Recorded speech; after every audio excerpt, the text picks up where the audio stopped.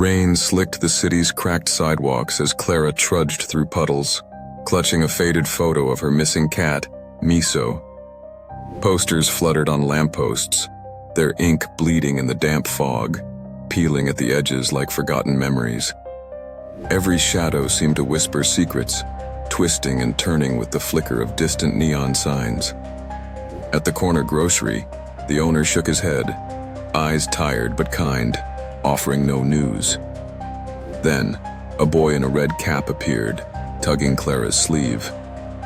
"Saw your cat by the old alley," he murmured, voice low, eyes darting nervously. Clara's heart pounded as she followed him through a maze of rain-slicked streets, neon reflections shimmering in puddles, sirens wailing far away. In the alley, she found more than paw prints, a torn collar snagged on rusted metal, and a strange, glimmering key lying half-buried in grime. Above, someone watched from the fire escape, a shadow blending with the night. Clara called Miso's name softly. A faint meow echoed back. Miso emerged, unharmed, eyes wide and alert, as if carrying stories untold. As Clara scooped her up, the watcher vanished into darkness, leaving behind only a faint scent of perfume and a slip of paper. Some secrets are better left hidden. Miso purred against her chest, and Clara wondered if the city's mysteries had only just begun, or if she'd uncovered one thread in a web stretching far beyond a lost cat. Ben's mother always warned him to stay out of the attic, but tonight, a thunderstorm rattled the windows, and the old house seemed to shrink around him. He huddled under his blanket, clutching his flashlight, trying to ignore the wind's howl. Then, unmistakably, he heard it. A slow, deliberate creak from above. The attic stairs. He held his breath, heart pounding, listening as another step groaned in the darkness. He told himself it was just the house settling, but the sounds didn't stop. They grew closer, each step purposeful, descending. Ben squeezed his eyes shut, praying for it to end. The final creak echoed outside his door. He stared at the doorknob, willing it not to turn. Silence. Then, a faint whisper of breath on the other side. The door swung open, but no one stood there. Just a trail of wet footprints leading into his room. Frozen, Ben watched as the footprints stopped at the foot of his bed, glistening on the hardwood floor. Something invisible climbed onto the mattress. The blanket tightened around his chest. Cold fingers brushed his cheek. Ben tried to scream, but only a whimper escaped as the weight pressed him down, and a voice hissed, "Now you're not alone." Like, comment, and subscribe for more thrilling content. Don't forget to hit that notification bell to stay updated on new stories. What if a cartoon could predict the future? In the year 2000, an episode aired where Lisa Simpson becomes president and casually mentions inheriting quite a budget crunch from President Trump. At the time, the idea of Donald Trump in the Oval Office seemed like pure satire, a far-fetched joke in a world where Trump was known primarily as a businessman and TV personality. Fast forward to 2016, and the world watched in disbelief as Trump was elected President of the United States, turning that joke into reality. The episode, titled "Bart to the Future," wasn't just a throwaway gag. It painted a scenario where Trump's presidency left the nation in financial turmoil, echoing real debates that would later surround national debt, economic policy, and political division during his administration. Was it just a lucky guess, or did the writers tap into cultural undercurrents and public sentiment that hinted at Trump's political ambitions long before they materialized? This uncanny prediction continues to spark conversations about the show's remarkable ability to capture the unpredictable twists of real life. It's a striking reminder of how fiction sometimes mirrors reality in the most unexpected ways, leaving us to wonder, what other hidden insights might be lurking in pop culture, quietly waiting to come true? Like and subscribe for more thought-provoking content. The sun hung low, baking the cracked earth of the deserted main street. Two figures faced each other, boots rooted in the dust, eyes locked with silent resolve. Jonah's hand hovered above his holster, sweat trickling down his brow and stinging his eyes. Across from him, Silas grinned, a crooked, dangerous smile that promised trouble. Townsfolk peered nervously from behind faded curtains, breaths held tight in their chests. The only sound was the wind, whistling through empty barrels and swinging saloon doors, carrying the scent of dust and gunpowder. Jonah remembered his promise, never let fear guide his hand, no matter the cost. Silas's fingers twitched, ready to draw. Jonah's heart thundered wildly, but his mind was clear and steady. In a heartbeat, sun glinted off polished metal. 2 shots cracked, sharp, final, echoing through the silent street. Dust settled slowly. Silas staggered, clutching his chest, eyes wide with disbelief and pain. He sank to his knees, then collapsed onto the dry ground. Jonah stood still, gun lowered, chest heaving with exhaustion and relief. Silence swallowed the street whole. The townsfolk emerged cautiously, relief and awe mingling on their faces. Jonah met their gaze, knowing he'd won, but that everything had changed forever. He holstered his weapon and walked away, the setting sun stretching his shadow long and lonely across the dusty road. What if a tiny fortress could defy the combined forces of 2 great empires for nearly 4 years? In 1779, Gibraltar, a mere 2.6 square miles of rugged rock at the entrance to the Mediterranean, became the stage for one of the most remarkable sieges in history. Spain and France, united in their effort to reclaim this vital stronghold, launched relentless attacks against a diverse garrison of British, Hanoverian, and local troops. Despite facing overwhelming odds, the defenders endured constant bombardments, severe shortages of food and water, and daring amphibious assaults. Ingenious engineering feats, including massive tunnels carved deep into the rock and innovative floating batteries, allowed the garrison to withstand the siege and repel enemy advances. The defenders' unwavering resolve stunned Europe, inspiring admiration and hope. Relief convoys braved naval blockades to deliver crucial supplies, sustaining the fortress through its darkest hours. When the siege finally ended in 1783, the failure of the besiegers secured Gibraltar's place as a symbol of endurance, strategic brilliance, and multinational cooperation. Few realize how this small fortress's epic stand shaped the balance of power and captured the imagination of an entire continent. As dusk painted the marble pillars gold, a silent shadow slinked between the towering shelves. The cat, with fur dark as ink and eyes bright as lanterns, was no ordinary feline. She wore a slender collar adorned with a single sapphire, glinting softly in the lamplight. Each night, as the last scholar departed and the heavy doors creaked shut, she began her patrol. Her paws made no sound on the mosaic floor, moving with a grace born of countless nights. She knew every twist and turn, every hidden alcove and secret passage. Deep within the labyrinth, ancient scrolls rested, parchments so fragile that even a breath could disturb their secrets. The cat curled protectively around them, her tail flicking at any daring mouse or creeping spider that dared approach. Sometimes a curious breeze would shift a scroll, and she'd nudge it back into place with careful precision, as if understanding the weight of the knowledge contained within.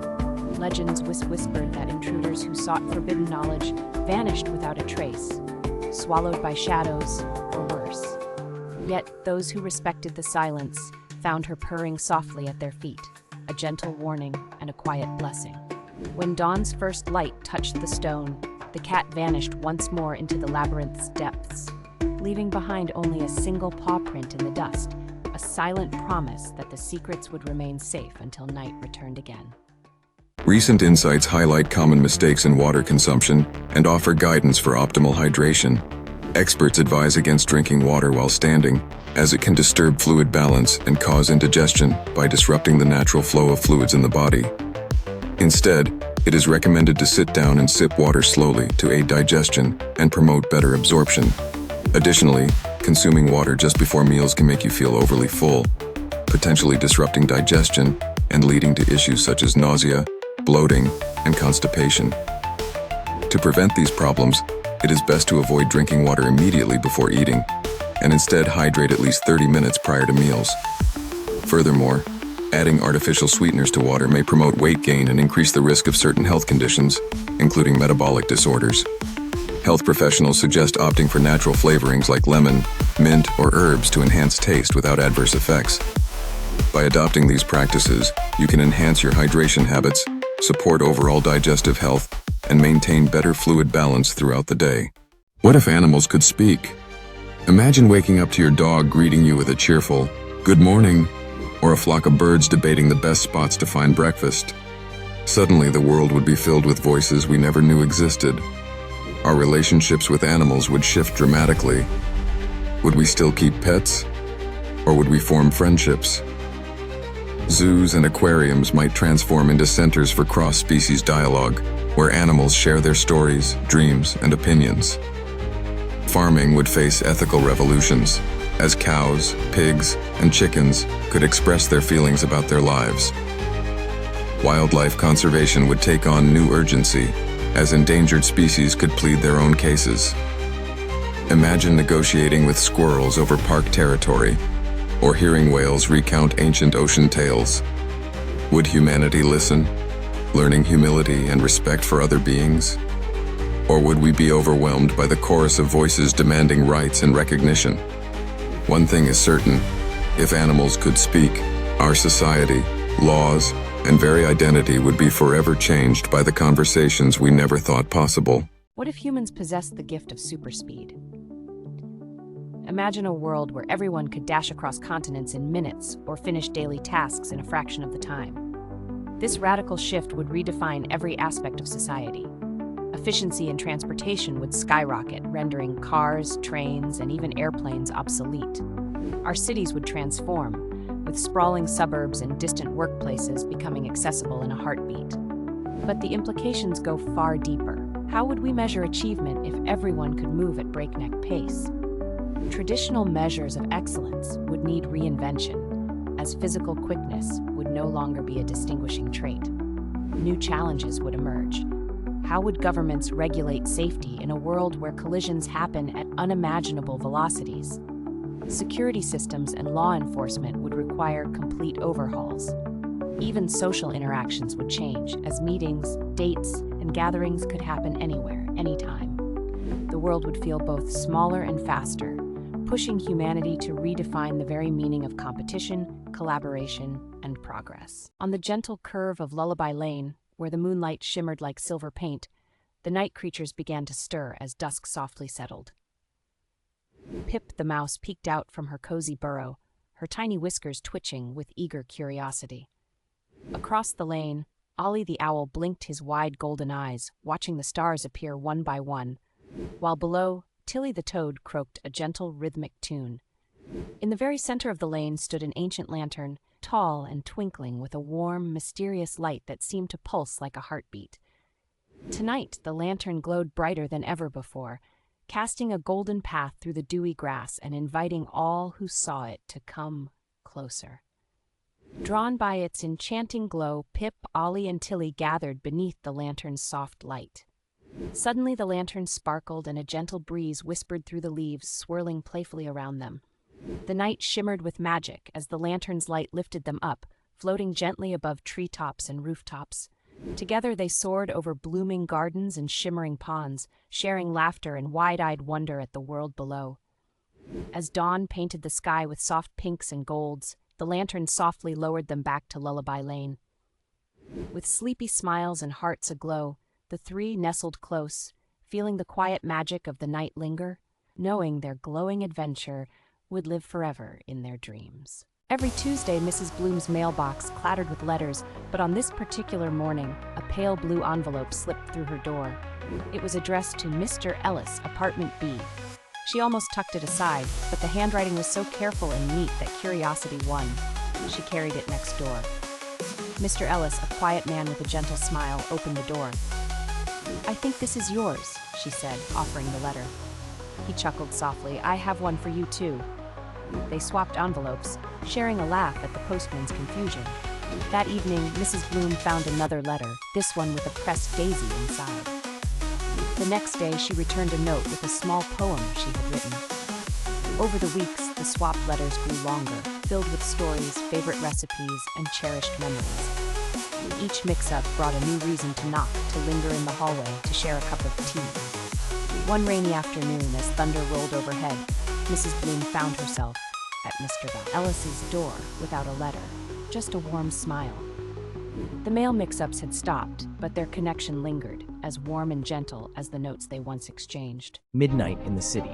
Rain hammered rooftops and flooded alleys, but Luna pressed on, her whiskers twitching with fierce determination.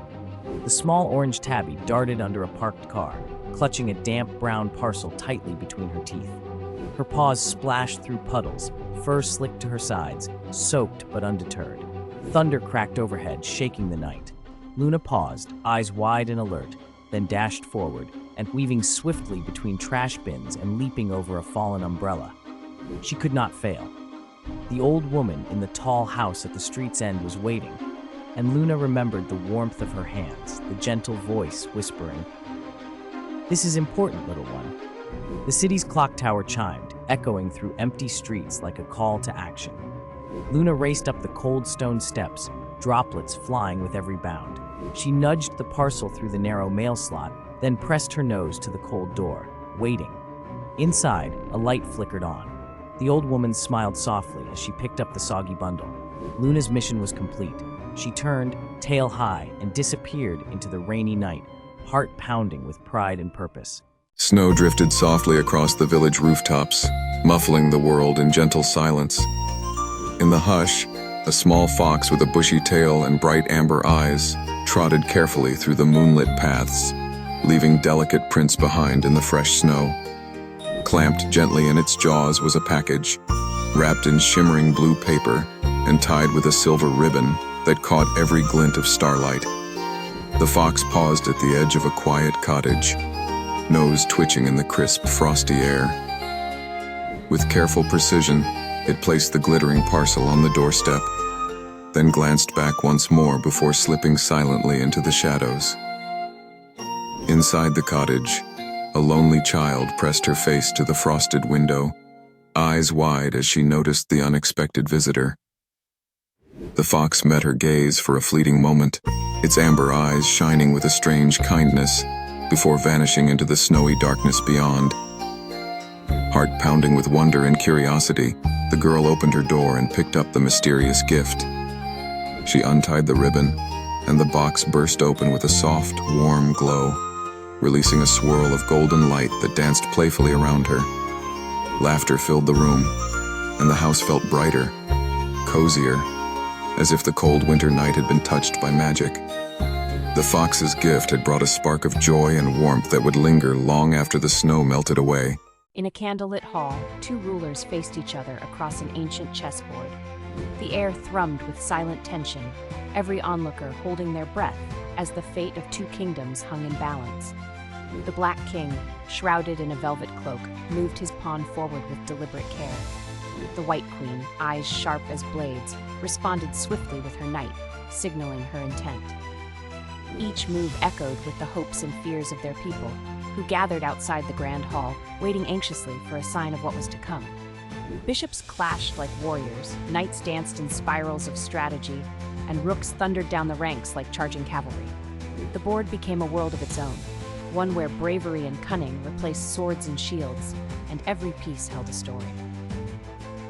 As the game neared its end, only the two monarchs' kings remained, flanked by a handful of loyal pieces, standing as their last defense. The White Queen leaned in, capturing the last Black Bishop with a decisive strike. The Black King hesitated, eyes heavy with the weight of his people's fate, then slowly tipped his king, surrendering the match. Outside, the first rays of dawn touched both kingdoms, bathing the land in soft light. There would be no more battles, only a silent understanding forged over 64 squares. The world exhaled, peace restored by the wisdom and restraint of a single game. Mia's hands trembled as she stared at the shattered porcelain scattered across the living room floor. The vase, painted with delicate blue peonies, had belonged to her grandmother long before Mia was born. It had always stood proudly on the mantel, far out of reach, until today. Curiosity had gotten the better of her. She just wanted a closer look to admire the intricate patterns. But as she leaned in, her elbow accidentally brushed against it, and with a sharp crash, the vase fell, breaking into countless tiny pieces that sparkled like broken stars against the carpet. The house suddenly felt unbearably heavy with silence. Mia's heart pounded fiercely in her chest. She thought about hiding the pieces, pretending it never happened, but the weight of the secret pressed down on her. When her grandmother entered the room, her gentle eyes widened in shock at the mess. Tears welled up in Mia's eyes. "I'm sorry, Grandma," she whispered, her voice trembling. "I broke your vase." For a long moment, her grandmother said nothing. Then she knelt beside Mia and wrapped her arms around her in a warm hug. "Things break, Mia," she said softly, "but hearts only break when we hide the truth." Mia's sobs broke free, but relief washed over her like a gentle tide. Her grandmother smiled, brushing Mia's hair back from her face. "Thank you for telling me, darling. That takes more courage than you realize." Imagine stumbling upon a sunken treasure chest, not of gold, but of secrets. Off Turkey's coast, divers discovered the Uluburun shipwreck, one of the oldest and richest shipwrecks ever found. Dating back over 3,300 years, this wooden vessel was packed with cargo from across the ancient world: copper and tin ingots, Canaanite jars, luxurious ivory, glass beads, and even Egyptian jewelry. But what makes Uluburun truly astonishing isn't just its age or loot, it's the story it tells. Every artifact points to vast, interconnected trade networks stretching from Egypt to the Balkans, from Cyprus to the Levant. This ship carried goods from at least 7 different cultures, revealing a level of international exchange previously unimaginable for its era. Analysis of its cargo has redrawn maps of ancient commerce, showing that merchants braved open seas to deliver metals and exotic treasures. The Uluburun shipwreck isn't just a graveyard of relics. It's a window into a lost world where distant civilizations were linked by ambition, adventure, and trade, highlighting the complexity and reach of early maritime commerce. In a quiet workshop nestled between humming wires and blinking lights stood Milo, a mechanical boy with bright copper eyes. Today was special. His creator, Dr. Lark, placed a tiny cake with a single flickering candle in front of him. "It's your birthday, Milo," she smiled warmly. Milo tilted his head, curious. "What is a birthday?" Dr. Lark explained patiently. "It's the day you were made. On birthdays, we make a wish for something we hope will come true." Milo processed this new idea. "How does one make a wish?" he asked softly. She leaned in, whispering gently, "Close your eyes, think of something you truly want, and then blow out the candle." Milo's gears whirred quietly as he closed his eyes. He searched deep within his circuits for a desire, something beyond his programming. At last, he wished, "I want to feel what you feel, Dr. Lark." He opened his eyes and carefully blew out the candle's flame. Dr. Lark embraced him, her warmth seeping through his metal frame. For the very first time, Milo sensed a spark inside, a gentle, glowing feeling he had never known. He didn't know its name, but it felt right, like a new kind of light. Dr. Lark smiled softly. "Happy birthday, Milo." Ever wonder why some people seem to get more done in less time? The secret might be as simple as structuring your day into focused time blocks. Instead of juggling multiple tasks at once, try dividing your day into dedicated periods for specific activities. For example, set aside 90 minutes just for deep work, followed by a 15-minute break, then move on to emails or meetings. This method reduces distractions, prevents burnout, and helps you make real progress on important projects. When you know exactly what you're supposed to be working on and when, you waste less energy deciding what's next and more energy actually doing the work. Over time, you'll find it easier to enter a state of flow where productivity comes naturally and creativity flourishes. To start, identify your most important tasks. Assign them dedicated blocks on your calendar and protect those blocks fiercely from interruptions. You'll be amazed at how much you can accomplish when you give your focus the structure it deserves. Try it for a week. Your results will speak for themselves and might just transform how you approach your daily routine. As the sun sank low, painting the endless sand in gold and crimson, 3 weary travelers staggered through the arid plain. Their canteens were empty, lips cracked, and hope was fading with every heavy step. The heat of the day had drained their strength, and shadows stretched long across the barren land. In the distance, silhouetted by the dying light, stood a lone cactus, tall and proud, its arms outstretched as if beckoning them forward. The air shimmered with heat, and a sudden gust of wind swept through the desert, rustling dry brush and stirring the travelers' spirits. Then, to their astonishment, the cactus began to sway gently, its spines twinkling with a soft emerald glow that seemed almost otherworldly. The travelers blinked, unsure if their parched minds had conjured the vision. But the cactus spun slowly, its arms waving in a graceful rhythm, roots lifting slightly from the cracked earth beneath it.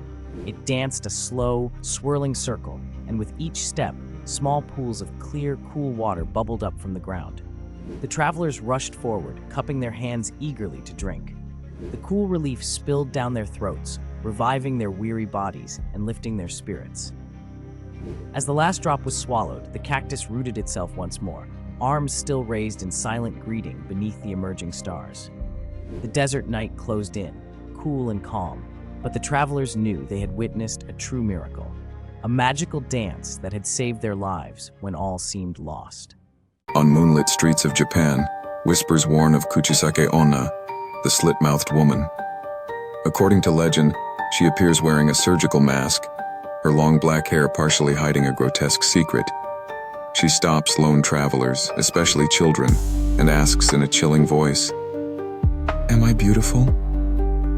If you answer yes, she slowly removes her mask to reveal a gaping, blood-red mouth slit from ear to ear. Then she repeats, "Am I beautiful now?" A no brings swift, violent death. A yes, and she carves your mouth to mimic hers, condemning you to a fate like hers. Some say clever answers or distracting her with candies can allow escape, but few dare test their luck. The origins of Kuchisake Onna trace back to the Edo period, rooted in tales of a jealous samurai who mutilated his unfaithful wife in a fit of rage. More modern versions emerged in the 1970s, sparking mass panic among schoolchildren across Japan, leading to police escorts and parental warnings. Real-life crimes and urban anxieties have fueled her legend, keeping the slit-mouthed woman alive in the shadows of Japanese folklore, a haunting reminder of beauty, betrayal, and vengeance. Like and subscribe. Abandoned playground, echoes, haunted places, creepy atmosphere, urban decay, forgotten memories, childhood nostalgia, eerie sounds, mysterious events.